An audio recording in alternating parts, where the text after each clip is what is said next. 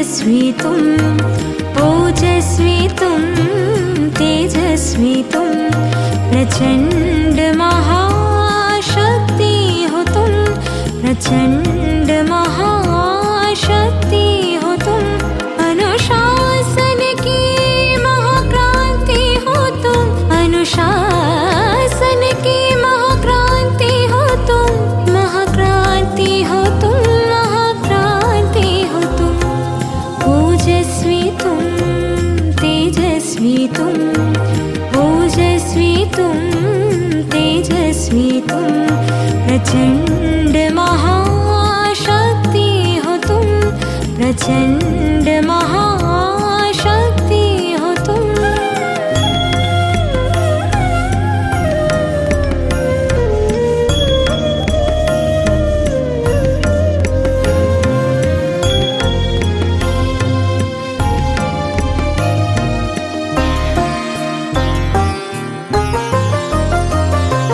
ज्वाला सी जलती मशाल हो तुम, आत्मोन्नति के पथ में बढ़ते चलो तुम, बढ़ते चलो, अंधकार मिटाते चलो तुम।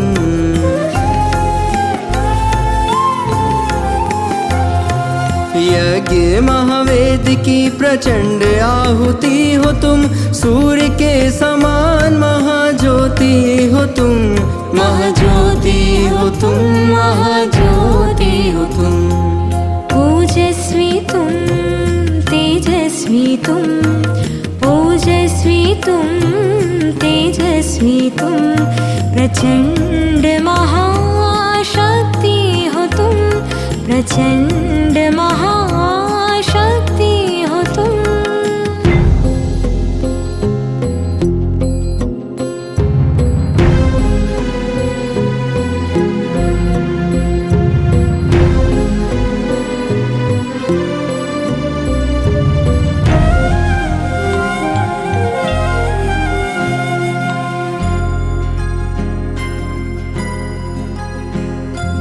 वाणी में ओज हो, मुख पे प्रखर तेज हो, तपस्या की धुन में रमे बाबा की आस हो, बाबा की आस हो।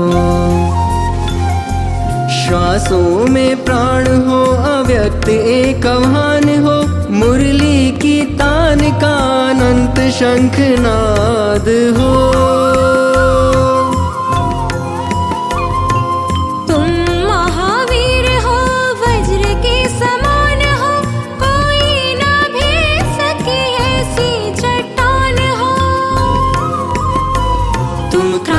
वीर हो तुम, कर्मवीर हो, महिमा तुम्हारी जग में अपरंपार हो।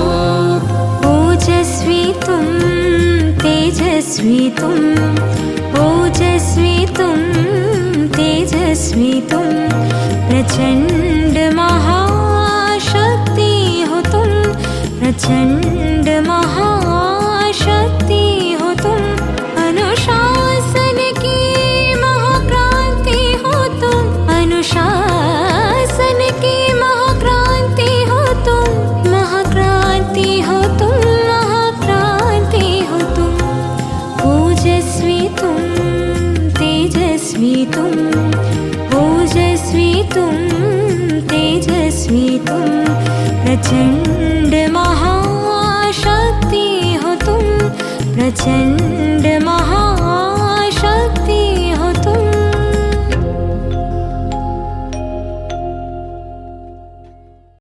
ஓம் சாந்தி. அவ்யக்தவாணி பட்டியில் இன்றைக்கி 83வது நாள். பட்டி அவ்யக்தவாணி டேட்டு 25/12/82. ஹெட்டிங் சட்டம், விதி மற்றும் வரதானம். சட்டம், விதி மற்றும் வரதானம். இது ஒரு போயம்லேருந்து ஸ்டார்ட் பண்ணலாம். ஸோ அந்த போயமோட மீனிங் என்னென்னா, உங்களுக்குள்ளார உள்ள அந்த குழந்தை பருவம் எங்கே, உங்களுக்குள்ளார உள்ள அந்த இன்னோசன்ஸ், அந்த கல்லங்கவடம் இல்லாத அந்த உள்ளம் எங்கே. இப்போ ஒரு விதமான ட்ரைனஸ் வந்துருச்சு. ஸோ அந்த போயட் அந்த காலத்தை மிஸ் பண்ணுறார். எப்போ அவர் தவளையை தேடி போயிட்டு இருந்தாரோ அதை பார்த்தோன்னே அவருக்கு ஒரு சந்தோஷம். அந்த போயட் அந்த ஒரு சின்ன கத்தி அது அவருக்கு ஒரு சேஃப்டியாக ஃபீல் ஆச்சு. இப்போ வாழ்க்கை மீனிங் கேட்குது. குழந்தை பருவத்தில் எதுவுமே இல்லாமல் சந்தோஷமாக இருந்தோம். இப்போ ஒரு பயம் இருக்கு, ஒரு யுத்தம் நடந்துட்டுருக்கு வாழ்க்கையில். எப்போ நம்ம இதெல்லாம் தொலைச்சோம்? எப்போ நம்ம கண்ணு, நம்ம காது, இது எல்லாத்தையும் எப்போ தொலைச்சோம்? குழந்தை பருவத்தில் சின்ன சின்ன விஷயத்தை பார்த்து சந்தோஷப்பட்டோம். சின்ன குழந்தையா இருக்கும்போது ஃப்ரெண்ட்ஸோடு அப்படியே நடந்து போயிட்டு இருந்தோம். அந்த வழியாக போகும்போது அங்கே உள்ள அந்த மரங்கள் இதெல்லாம் பார்த்து கூட ஒரு சந்தோஷம். ஆனால் இப்போ வாழ்க்கை வழியாக நடந்து போகிறோம். ஆனால் எதை வச்சு? Mystery goals. ஒரு கம்பெனிக்காக ஒரு கோல் வச்சுருக்கோம், மிஸ்ட்ரி கோல்ஸ். இப்போ வாழ்க்கை ஒரு செலிப்ரேஷனாக இருக்கா, இல்லை வலி மற்றும் துக்கமாக இருக்கா? இந்த முரளியில் பாபா என்ன சொல்கிறாருன்னா, வாழ்க்கை இந்த வாழ்க்கை இந்த பிராமண வாழ்க்கை செலிப்ரேஷனுக்காக, கொண்டாடுவதற்காக. ஆனால் யோசிச்சு பாருங்க, அந்த மாதிரி என் பிராமண வாழ்க்கை போதா, இல்லை எங்கேயோ தொலைஞ்சு போயிட்டோமா?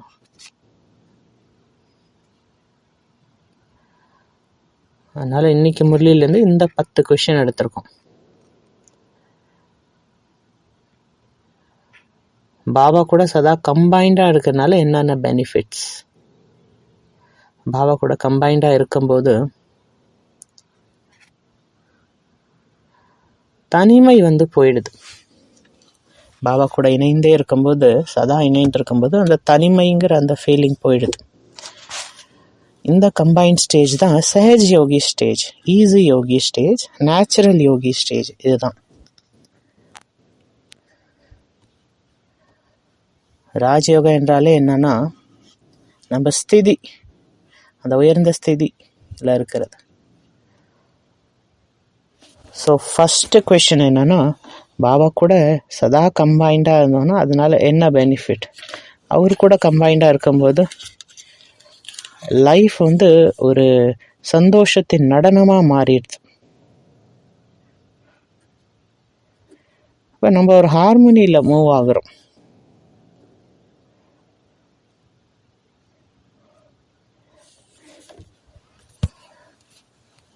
அதுதான் என்ன சொல்ல போனா, மனிதன் தொடர்ந்து இறைவனுக்கு மிஸ்கால் கொடுத்துக்கிட்டே இருந்தாங்களாம். ஆனால் இறைவன் அவருக்கு திருப்பி கால் பண்ணும்போது இவங்க ஃபோன் எடுக்க மாட்டேங்கிறாங்களா. ஸோ அப்போ அந்த தனிமை இருந்துக்கிட்டே இருக்கு. அதனால பாபா சொல்றாரு, சதா கம்பைண்டாக இருங்க, என் கூட சதா கம்பைண்டாக இருங்க, சஹஜ் யோகியா இருங்க. என்ன ஆனாலும் பரவாயில்ல, நீங்க சதா அந்த பரமாத்மாவோட இணைந்தே இருங்க. லைஃப் அப்புறம் ஒரு சந்தோஷம் ஆயிடும், சரண்டரின் நடனம் ஆயிடும் பாபா கூடவே இருக்கும்போது. ரெண்டாவது கொஸ்டின், சின்ன குழந்தையில பண்ண அந்த சத்தியங்கள் அதெல்லாம் ஞாபகத்தை கொண்டு வாங்க. என்ன நீங்கள் பாபாட்ட வாய்தா சொன்னீங்க, நான் கூடவே இருப்போம் பாபா, கூடவே சாப்பிடுவோம், கூடவே போவோம், இதெல்லாம் நீங்கள் பாபாவுக்கு வாய்தா பண்ணீங்க. ஸோ இந்த பயணம் பாபா கூட ஒரு ஜர்னி, ஒரு பயணம், அவர் கூட ஒரு பார்ட்னர்ஷிப்கான ஒரு ஜர்னி. இது ஒரு 3 மெத்தடு நீங்கள் கண்டுபிடிங்க. சதா பாபா கூட எப்படி இணைந்தே இருக்கிறது, நேச்சுரல் யோகியா எப்படி இருக்கிறது. நம்ம இந்த நிகழ்காலத்தில் வாழணும், ப்ளஸ் பாபாவுக்கு சமர்ப்பணமாகி வாழணும். அப்புறம் பாருங்க அவர் எப்படி நம்மளை முன்னாடி கொண்டு போகிறாரு. நம்மளுக்கு யோகா ஒரு நேச்சுரலாக ஆயிடணும். எப்படி இன்னைக்கு உலகத்தில் எப்போ பார்த்தாலும் ஃபோனும் கையுமா தான் இருக்காங்க, சிக்னல் என்னால்னு கூட ஃபோனு கூடயே தான் இருந்துகிட்டே இருக்காங்க. அதே மாதிரி நம்ம சிவபாபாவோட இணைந்தே இருக்கணும்.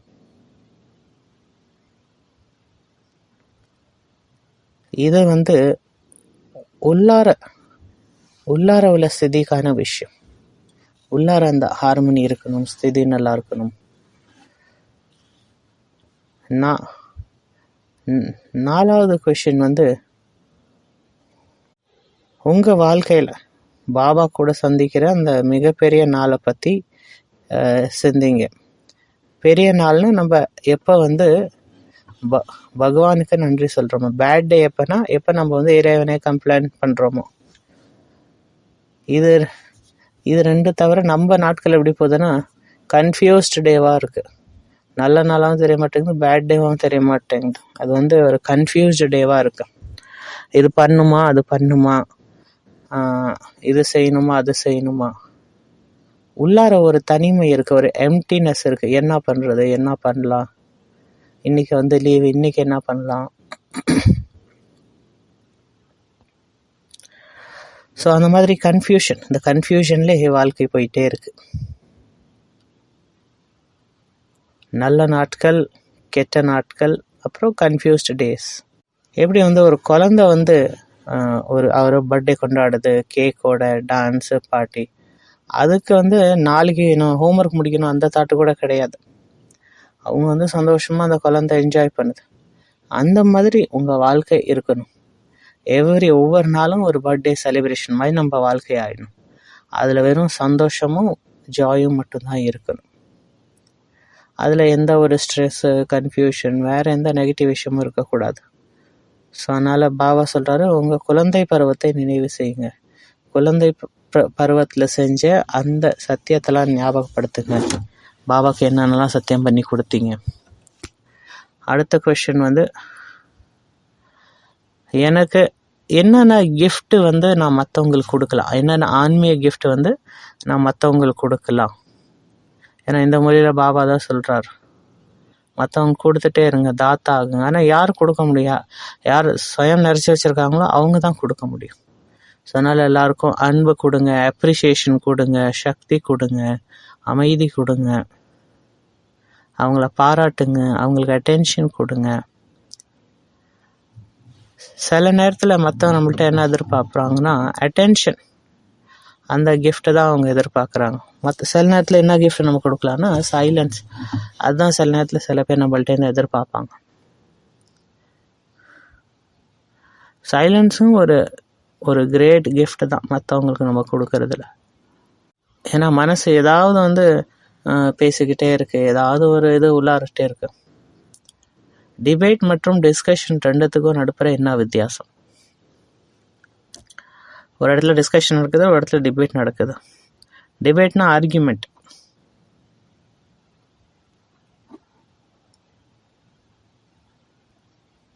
டிஸ்கஷன்னா ஒரு மனிதர் வந்து இன்னொரு மனிதனும் புரிஞ்சுக்க விரும்புகிறாங்க. இன்னொருத்தங்க என்ன சொல்ல வராங்க அதை வந்து புரிஞ்சுக்க விரும்புகிறாங்க. ஆனால் டிபேட்டில் என்ன ஆகுதுன்னா,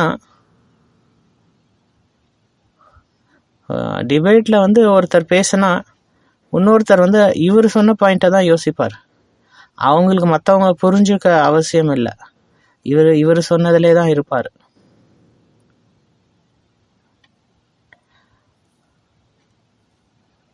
டிபேட் வந்து ஜஸ்ட் ஒரு அட்டெம்ப்ட், மற்றவங்கள ஜெயிக்கிறதுக்கான ஒரு அட்டெம்ப்ட்.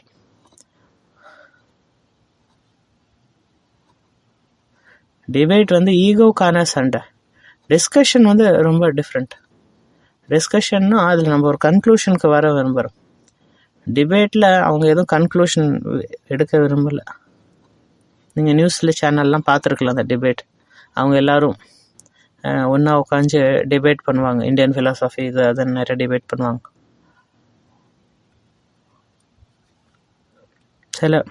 சில விஷயத்தில் அந்த டிபேட் பண்ணுவாங்க. இந்த நியூஸ் சேனல்ஸ்லாம் நீங்கள் பார்த்துருப்பீங்க. அதோட என்ன நோக்கம், என்ன மற்றவங்களுக்கு புரிஞ்சுக்கணுமா? இல்லை, அது கிடையாது. ஒருத்தவங்க சொல்கிறாங்கன்னா இன்னொருத்தவங்க வந்து கேட்குறது இல்லை, இவங்க பேசணும் தான் விரும்புகிறாங்க. அவர் வந்து கேட்கவே விரும்பலை. நீங்கள் எவ்வளோ நல்லதாக சொன்னாலும் பரவாயில்ல, அவர் எத்தாப்புலாலும் கேட்க விரும்பலை. டிஸ்கஷன் வந்து ரெண்டு பேரையும் சேர்க்குது. டிபேட் வந்து ரெண்டு பேரையும் தள்ளி போக வைக்குது. அது வந்து மற்ற 2 பேரையும் பிரிக்குது. ஸோ அதனால் பாபா என்ன சொல்கிறார், மற்றவங்களுக்கு என்ன gift கொடுக்கணும்னா எல்லாமே ரொம்ப காஸ்ட்லியாக இருக்குதுன்னு பார்த்தீங்கன்னா அவங்களுக்கு சைலன்ஸ்ங்கிற gift கொடுங்க. அடுத்த கொஷின், மற்றவங்கள முன்னேற்றும் போது எப்படி என்னோட சிதி உயரும்? நம்ம மற்றவங்க லைட் கொடுக்கும்போது நான் லைட் ஆகிடுறேன். இது எப்படி இருக்குன்னா, இப்போ படியில் உங்களுக்கு மேலே ஒருத்தர் இருக்கார், அவரை வந்து நீங்கள் தள்ளி விட்டீங்கன்னா என்ன ஆகும்? அவர் உங்கள் மேலே வந்து நீங்களும் கீழே விழுந்துருவீங்க. ஸோ அந்த மாதிரி மற்றவங்கள முன்னேற்றும் போது நம்மளும் முன்னேறுறோம். அடுத்த கொஷின், விதி விதான் விதாத்தா வர்தான். இந்த விஷயம் வந்து இந்த முரளியில் பாபா டிஸ்கஸ் பண்ணுறாரு. பாபா தனக்கு இந்த வேர்டு யூஸ் பண்ணிக்கிறாரு, தாத்தா விதாத்தா வர்தாத்தா. விதி என்னது? விதினா மெத்தட்ஸ், விதினா டெக்னிக். என் முன்னாடி ஒரு நாள் இருக்கு, நான் என்ன டெக்னிக் யூஸ் பண்ணி இந்த நாளை வந்து நல்ல நாளாக மாற்றிக்கலாம். இப்போ விதினா மெத்தட், ரெண்டாவது வந்து விதான்னு பாபா சொல்கிறார், பிரின்சிபல்ஸ், டிசிப்ளின்ஸ். ஒரு விதி இல்லை, ஒரு டிசிப்ளின் இல்லை அப்படின்னா வாழ்க்கை வந்து எங்கேயுமே இல்லாத மாதிரி ஆகிடும். ஒரு அலைன்மெண்ட், லைஃப் வந்து ஒரு நல்ல விதமாக போகணும் அப்போனா சில ரூல்ஸ் இருக்கணும், சில டிசிப்ளின்ஸ் இருக்கணும். மூணாவது வந்து வர்தானம், பிளெஸ்ஸிங்ஸ். பிளெஸ்ஸிங்ஸ்க்கும் பிரின்சிபல்ஸ்க்கும் இது ரெண்டுத்துக்கும் நடுப்புற என்ன வித்தியாசம்?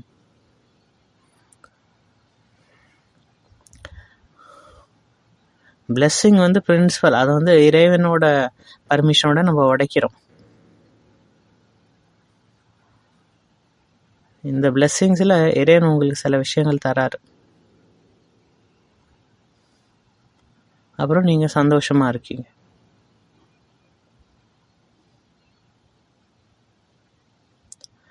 அப்போ இந்த 3 விஷயமும் உங்களோட ஒவ்வொரு செயலையும் டிவைனாக மாற்றிடும். அதனால் நீங்கள் எது செஞ்சாலும் அதில் ஒரு விதி வச்சுக்கோங்க, ஒரு ரூல்ஸ் வச்சுக்கோங்க. அதுக்கப்புறம் பாபாவோடைய அந்த ஆசீர்வாதத்தை அனுபவம் பண்ணுங்க. ஸோ அந்த மாதிரி அதை வந்து விஷுவலைஸ் பண்ணுங்கள், அஃபர்மேஷன்ஸ் யூஸ் பண்ணுங்கள், அதை பாருங்கள், நான் அந்த இது பண்ணுறேன், அதை அச்சீவ் பண்ணிட்டேன். ஸோ அதனால் MPB மெத்தட், விதி விதான் மற்றும் வர்தான்.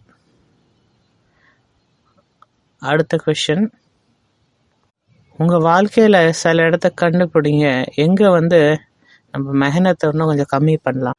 உங்கள் வாழ்க்கையிலே செக் பண்ணி பாருங்கள், எந்தெந்த இடத்துல இந்த ரொம்ப கஷ்டப்படுறோம் அதை எப்படி ஈஸியாக மாற்றிக்கலாம். ஏன்னா பாபாவுக்கு குழந்தைங்க கஷ்டப்படுறது பிடிக்க மாட்டேங்குது. குழந்தைங்க ஒரு விஷயமும் ஈஸியாக ஸ்மூத்தாக செய்யணும்னு பாபா விரும்புகிறார். ஒரு நதி மாதிரி நம்ம எஃபர்ட் இருக்கணும், எந்த ஒரு கஷ்டம் இல்லாத ஒரு புருஷார்த்தம். அது எப்படி இருக்குன்னா, ரிமோட் கண்ட்ரோல் எல்லா இடமும் தேடுறோம், ஆனால் கடைசியில் அது எங்கே இருக்குன்னா சோஃபாலே இருந்திருக்கும், அதை எல்லா இடமும் தேடிட்டு இருக்கோம். இதை தான் வந்து எஃபர்ட்லெஸ் எஃபர்ட்னு சொல்கிறோம். பொருள் அங்கே தான் இருக்கு, ஆனால் நம்மளால் பார்க்க முடிய மாட்டேங்குது. பெரிய நாள் எதுனா எப்போ நமக்கு வந்து ரியலைசேஷன் கிடைக்குதோ. இது வந்து கிறிஸ்மஸ் அன்னைக்கு எடுத்த முரளி. ஸோ பாபா என்ன சொல்கிறாங்கன்னா, இது வந்து ரொம்ப பெரிய நாள். ஏன்னா இன்றைக்கி வந்து அதனால் உங்கள் இதயம் வந்து பெருசாக இருக்கணும். அழிவில்லாத தந்தை கிடைச்சிருக்காரு, அதனால் ஏதாவது பெருசாக பண்ணுங்க. பெருசு எப்போ பண்ண முடியும்னா எப்போ நமக்குள்ளார அந்த பெரிய ரியலைசேஷன் வருதோ. அந்த ரியலைசேஷன் இங்கே இருக்குது, இப்போ நமக்குள்ளார இருக்குது. எதெல்லாம் வந்து தடங்களாக இருக்கோ அது எல்லாத்தையும் ஒன்று எடுத்துருங்க. எல்லாத்தோட பெரிய தடங்கள் எதுன்னா, ஞானத்தில் சில நேரத்தில் ஞானமே ஞானமாயிடுது. யோகாலையும் எந்த விஷயம் வந்து தடையாக இருக்குன்னா யோகாவே. தாரணையிலையும் சில நேரத்தில் தாரணையே வந்து தடைகளாக இருக்குது. சேவாயிலும் பெரிய தடங்கள் எதாக இருக்குன்னா சேவையாக இருக்குது. நான்கிற இது தான். நான் வந்து பாபா கூட கனெக்ட் பண்ண நினைக்கும் போது அதே ஒரு தடங்கள் ஆயிடுது. அந்த எண்ணத்தை விட்டுருங்க. நம்ம லைஃப் வந்து பாபா கூட நிரந்தரமாக இருக்கணும், ஒரு சண்டை கிடையாது. இப்படி கிடையாது, நான் போய் ஒரு ரூமில் உக்காஞ்சாதான் அங்கே தான் யோகா வரும், 18 ஜனவரி வரைக்கும் நான் இது பண்ணுவேன் அது பண்ணுவேன் அப்படின்னு இல்லை. இது வந்து யோகா வந்து ஒரு செலிப்ரேஷன், ஒரு ஜாய், ஒரு பண்டிகை, ஒரு விளையாட்டு. அதுக்கப்புறம் தான் அது வேலை செய்யும். இல்லாட்டினா ஒரு கில்ட் கான்ஷியஸ் இருந்துகிட்ருக்கும். அமிர்த வேலை நல்லா இருக்கு, முரளி வரைக்கும் என் ஸ்திதி நல்லா இருக்குது, ஆனால் மற்ற முழு நாள்லேயும் வந்து பார்த்திங்கன்னா ஸ்திதி மேலும் கீழும் ஆகிடுது, பாபாட்டேருந்து பிரிஞ்சு போயிடுறோம். ஸோ அதனால் எஃபர்ட்லெஸ் எஃபர்ட் இருக்கணும். லாஸ்ட் கொஷின், சிந்தனை பண்ணுங்கள். எப்படி பாபாவை நினைவு பண்ணும்போது நமக்குள்ளார உள்ள டவுட்டு, பயம், மற்ற விஷயங்கள் எல்லாம் எப்படி வந்து அது நீங்குது?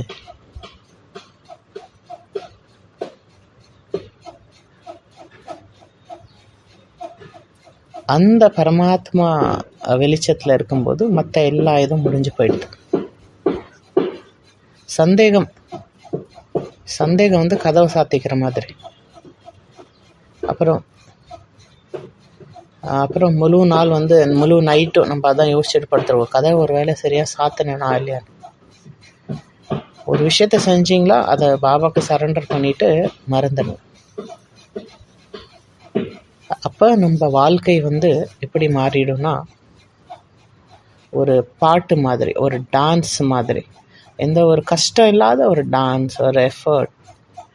மெடிடேஷன் வந்து ஒரு நேச்சுரல் இதாக இருக்கும் நமக்குள்ளார்.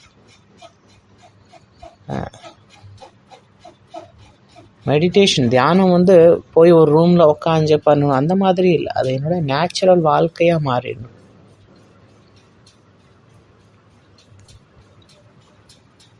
நம்ம நிரந்தர ஒரு மெடிடேஷனில் தான் இருந்துகிட்டே இருக்கணும். நான் வந்து சதா பாபா நினைவில் இருக்கேன், அந்த மாதிரி ஒரு ஸ்டேஜ், அந்த மாதிரி கஷ்டமில்லாத ஒரு புருஷார்த்தம் நம்ம பண்ணணும். அந்த மாதிரி ஒரு ஃப்ளோ, அந்த மாதிரி ஒரு ஃப்ளெக்சிபிலிட்டி, அந்த மாதிரி ஒரு ஸ்மூத்னஸ், அந்த மாதிரி ஒரு ஈஸியான ஒரு ஃப்ளோ. இதுதான் வந்து உண்மையான ராஜயோகா, ரியலான. இதுதான் சஹஜயோகி கம்பைன்டு ஸ்வரூப், சதா பாபா கூட இருக்கும். உங்களோட பாக்கியத்தை பற்றி யோசிச்சு பாருங்க, அதை ரியலைஸ் பண்ணுங்க, அதை புரிஞ்சுக்கோங்க, அதை அண்டர்ஸ்டாண்ட் பண்ணுங்க.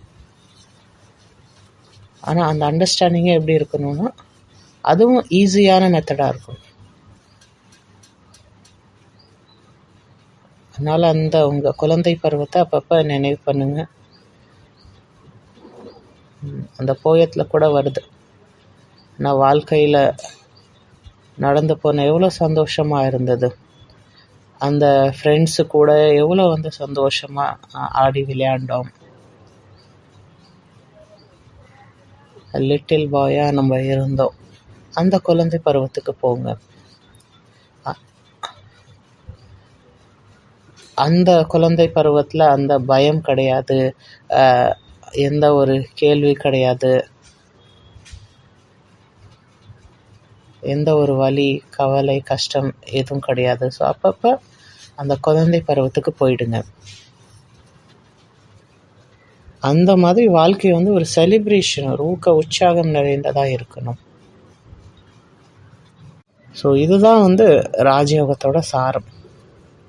ஸோ இந்த முரளியிலேருந்து சில இம்பார்ட்டண்ட் பாயிண்ட்டு, அதாவது இதில் பாபா சொல்கிறாரு, இந்த முழு உலகத்தில் குழந்தைங்களுடைய இந்த உங்களுடைய அன்பு அது பாபாட்ட ஒரு இனிமேலும் இனிமையான பாடல் ரூபத்தில் பாபா கிட்ட வந்து சேர்ந்தது. எப்படி குழந்தைங்க வந்து அன்பின் அந்த பாடல் பாடுறீங்களோ, அதே மாதிரி பாபாவும் குழந்தைங்களோட குணத்தின் பாடலை பாடுறாரு. அடுத்த பாயிண்டில் பாபா சொல்கிறாரு, நீங்கள் மற்றும் பாபா அந்த மாதிரி கம்பைண்டாக இருக்கணும். இதை தான் வந்து சஹஜ் யோகின்னு சொல்லப்படுது. நான் யோகா பண்ணக்கூடிய யோகா செய்யக்கூடிய யோகி கிடையாது. ஏதோ 2 மணி நேரமோ 4 மணி நேரமோ இந்த மாதிரி உட்காந்து யோகா செய்யக்கூடிய யோகி இல்லை. சதா கம்பைன்ட் ரூப்பில் இருக்கேன், சதா யோகி, நேச்சுரல் யோகி, சஹஜ் யோகியாக இருக்கு.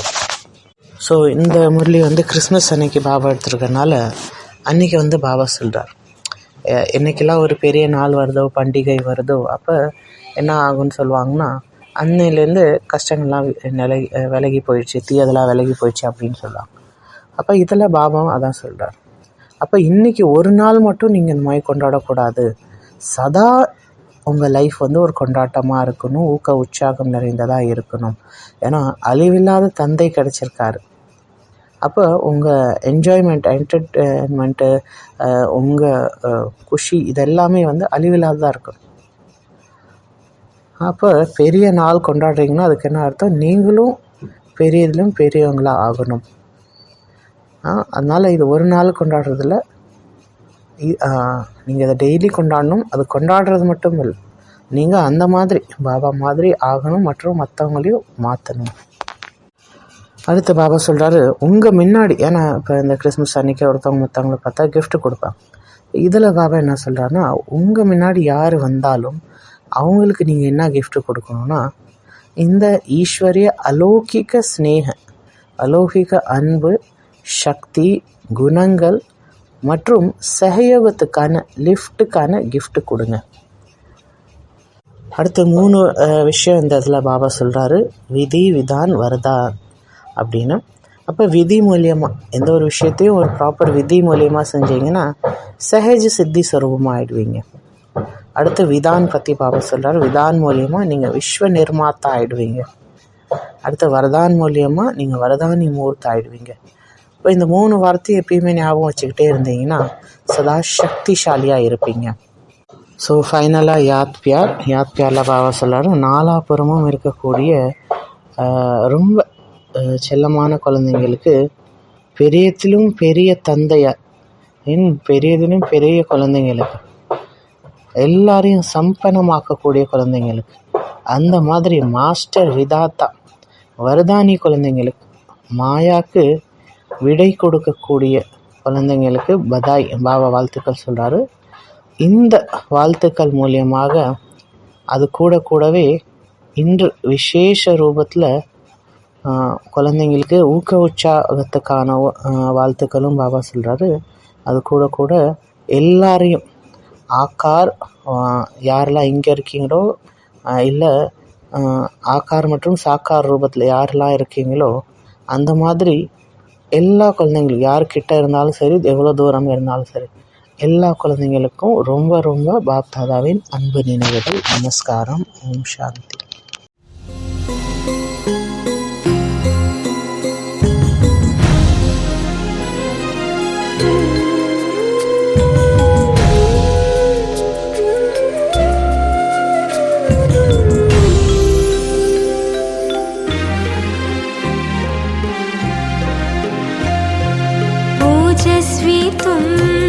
तेजस्वी तुम, ओजस्वी तुम, तेजस्वी तुम, प्रचंड महाशक्ति हो तुम, प्रचंड महाशक्ति हो तुम, अनुशासन की महाक्रांति हो तुम, अनुशासन की महाक्रांति हो तुम, महाक्रांति हो तुम, तुम, ओजस्वी तुम, तेजस्वी तुम,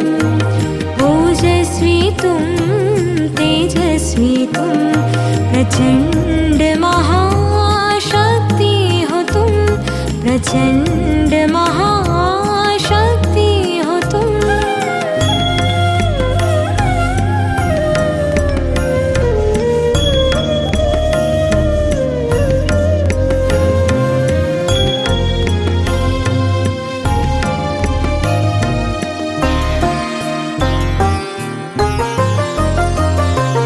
ज्वाला सी जलती मशाल हो तुम, आत्मोन्नति के पथ में बढ़ते चलो तुम, बढ़ते चलो, अंधकार मिटाते चलो तुम.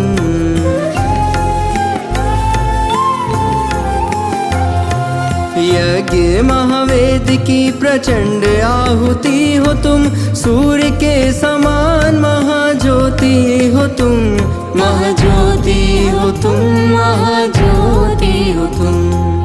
ओजस्वी तुम, तेजस्वी तुम, ओजस्वी तुम, तेजस्वी तुम, प्रचंड महाशक्ति हो तुम, प्रचंड महाशक्ति हो तुम।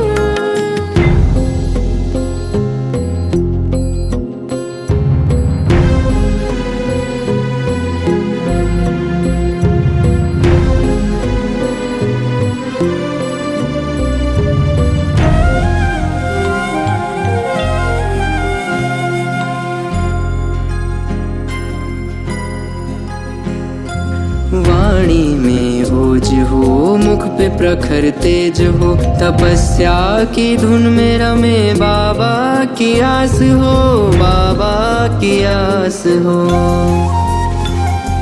श्वासों में प्राण हो, अव्यक्त एक आह्वान हो, मुरली की तान का अनंत शंखनाद हो।